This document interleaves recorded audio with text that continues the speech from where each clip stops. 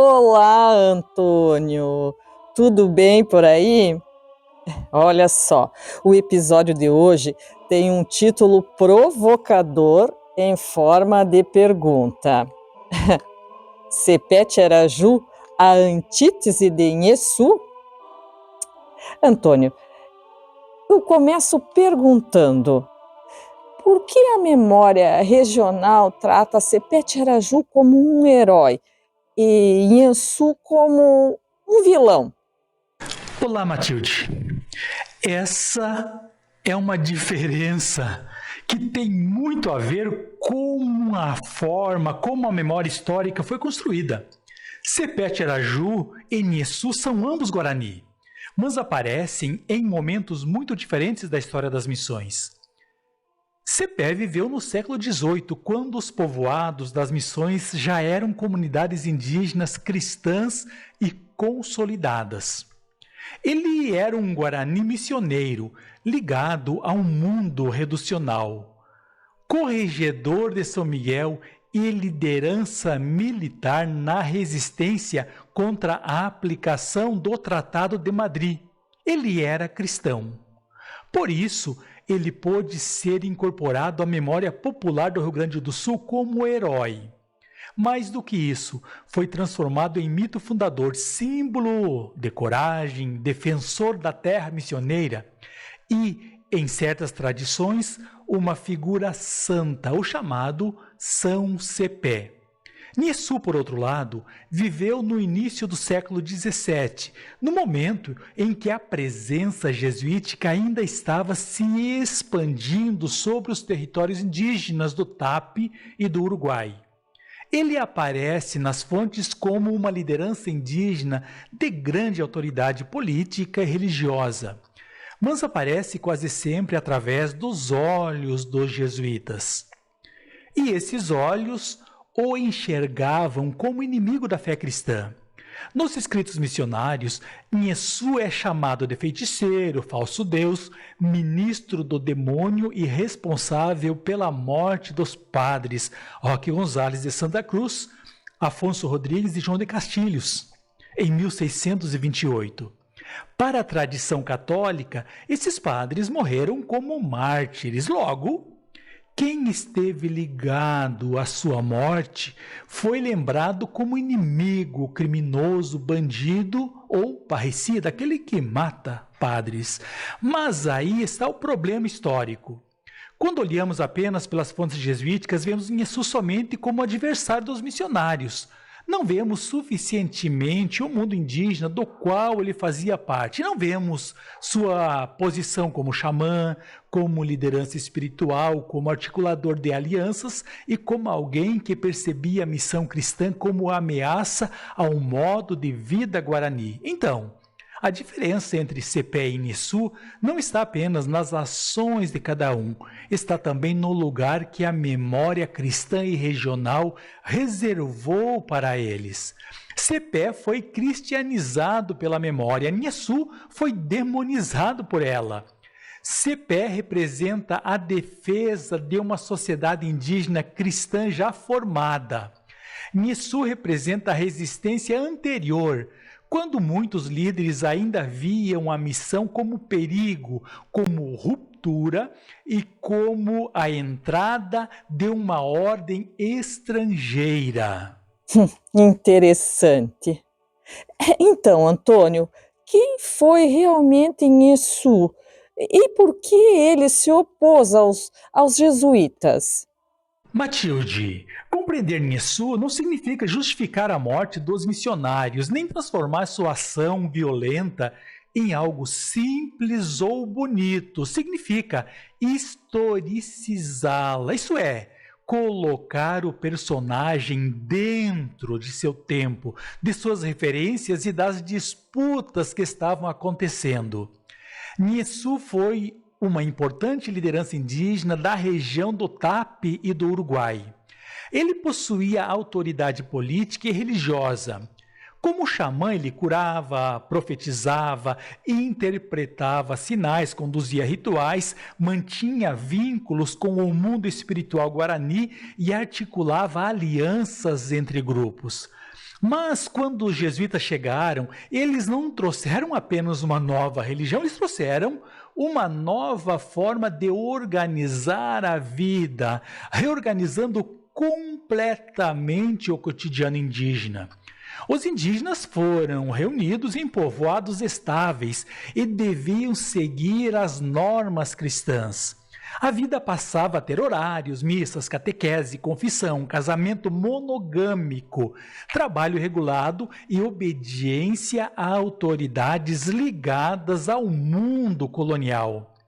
Para muitos grupos, essa nova ordem podia significar proteção contra os bandeirantes e contra os encomendeiros. E isso é importante reconhecer. Mas, do ponto de vista de Nyesu e de outros xamãs, a missão também ameaçava a autonomia indígena. Ela mexia no território, na chefia, nas alianças, nos rituais, na sexualidade, no parentesco e na autoridade espiritual. E o padre passava a ocupar um lugar que antes era do xamã. Ele batizava, confessava, condenava antigas práticas, ensinava uma nova doutrina e se apresentava como portador de uma verdade mais poderosa. Nesse sentido, o padre não era apenas um sacerdote estrangeiro. Ele era também um rival espiritual. Era, podemos dizer, um outro tipo de xamã que disputava o poder de curar, salvar, interpretar o sagrado e orientar a comunidade. Um exemplo muito forte disso é o batismo. Para os cristãos, o batismo era de fato um sacramento de entrada na fé. Para Nyesu, porém, podia ser visto como uma marca espiritual perigosa, capaz de ligar os indígenas a outro mundo de pertencimento. Por isso, os relatos jesuíticos mencionam tentativas de desfazer batismos. Isso mostra que havia ali uma disputa ritual. O cristianismo não estava sendo apenas recusado, ele estava sendo combatido espiritualmente. A cruz, o sino, as imagens, os objetos litúrgicos da igreja também eram sinais dessa nova ordem. Quando Nyesu e seus aliados destruíram cruzes ou objetos religiosos, não estavam apenas praticando vandalismo, eles estavam atacando os símbolos visíveis de uma reorganização territorial, política e espiritual. Por isso, Nyesu deve ser entendido como uma liderança que percebeu o alcance da transformação em curso. Para ele, a missão não trazia apenas padres, trazia outro mundo. E ele disse não a esse mundo. Tá, você mencionou que a redução mudava profundamente a vida indígena, mas que aspectos dessa mudança ajudam a explicar a resistência de Nyesu e dos outros xamãs? Essa é uma questão central, Matilde. Muitas vezes, quando pensamos nas reduções, imaginamos apenas o lado religioso. Mas a redução era muito mais do que isso. Ela reorganizava a vida inteira. Antes da redução, os grupos guaranis se organizavam a partir de suas próprias lógicas territoriais, políticas e espirituais. Havia mobilidade, redes de parentesco, lideranças locais, xamãs, rituais, festas, formas próprias de cura, alianças matrimoniais e modos de circular pelo território. A missão cristã interferia em todos esses campos, e um dos pontos mais sensíveis era a poligamia. Para os jesuítas, ela era pecado e precisava ser combatida. Para muitas lideranças indígenas, porém, ter várias mulheres não era apenas uma questão de desejo pessoal. Era uma forma de construir alianças, ampliar redes de parentesco, aumentar prestígio político e reunir pessoas ao redor de uma chefia. Quando os padres exigiam o casamento monogâmico, eles interferiam diretamente nos mecanismos de poder indígena. Isso ajuda a entender por que lideranças como Nyesu reagiram. Aceitar a moral cristã significava, para eles, perder bases concretas de autoridade. O xamã e o chefe viam sua influência diminuir diante da nova ordem cristã. Outro ponto importante eram os rituais e as práticas de cura. Para os jesuítas, muitos rituais indígenas eram vistos como superstição ou como obra do demônio. Para os xamãs, essas práticas eram formas legítimas de comunicação com o mundo espiritual, com os antigos, com as forças invisíveis e com os poderes de cura. Quando o padre condenava essas práticas, ele não estava apenas discordando de uma crença, estava desautorizando toda uma forma de conhecer e governar o mundo. Também havia a questão do tempo. Com a vida sendo organizada a partir do binômio oração e trabalho, e também a organização do espaço, pois a partir de então passaram a conhecer a vida urbana. Por isso, a resistência de Nyesu não foi simplesmente ódio à religião cristã. Foi resistência a um processo de transformação profunda. Ele enxergou a missão como perigo. Certo, certo. Mas para a gente encerrar, Antônio, afinal, podemos chamar Nyesu de anti-herói? E que comparação podemos fazer entre ele e Sepete Araju? Sim, Matilde, podemos chamar Nyesu de anti-herói, mas desde que essa palavra seja usada com cuidado.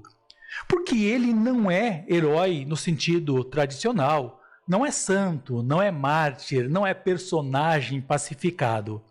Também não deve ser simplesmente transformado em herói anticolonial moderno, como se pensasse exatamente com o pensamento, com as categorias políticas de hoje. Mas ele também não cabe na imagem simplista de bandido, feiticeiro, maligno. Essas imagens vêm principalmente das fontes jesuíticas e da tradição cristã posterior. Foram construídas por aqueles que viam como inimigo da evangelização a esse personagem. Nyesu é de fato um personagem incômodo justamente porque nos obriga a olhar para o início das missões de outro modo. Ele nos força a reconhecer que a chamada conquista espiritual foi também conquista. Mesmo quando feita pela palavra, pelo sacramento, pela música, pela catequese e pela persuasão. Ela transformava profundamente a vida indígena. Compreender Nyesu não significa absolvê-lo da morte dos padres Roque Gonzalez, Afonso Rodrigues e João de Castilhos. Significa entender que aquela violência aconteceu num contexto de ameaça real à autonomia indígena. A comparação com Sepete Araju é muito reveladora. Sepé é lembrado como herói, porque lutou em defesa dos 7 povos, isso é, em defesa de uma sociedade indígena cristã já formada. Ele era cristão, missioneiro, liderança de um povoado organizado dentro do sistema reducional. Por isso, a memória regional conseguiu incorporá-lo positivamente.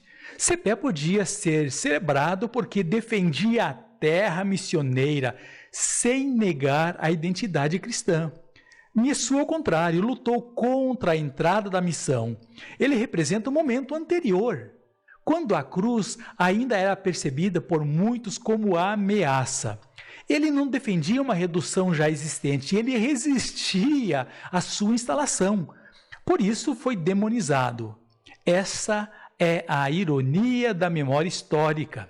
2 líderes guaranis, ambos reagindo a transformações coloniais, foram tratados de maneira opostas. Um virou santo popular, o outro virou maldito. Um foi lembrado como defensor da terra, o outro como inimigo da fé. Mas ambos revelam a capacidade dos Guarani de avaliar historicamente o mundo que se aproximava. E eu espero que você tenha gostado do assunto tratado nesse episódio. Até o próximo, Ago de EVT. Obrigado. Ah, muito interessante essa abordagem. E essa é a comparação também, não é, Antônio?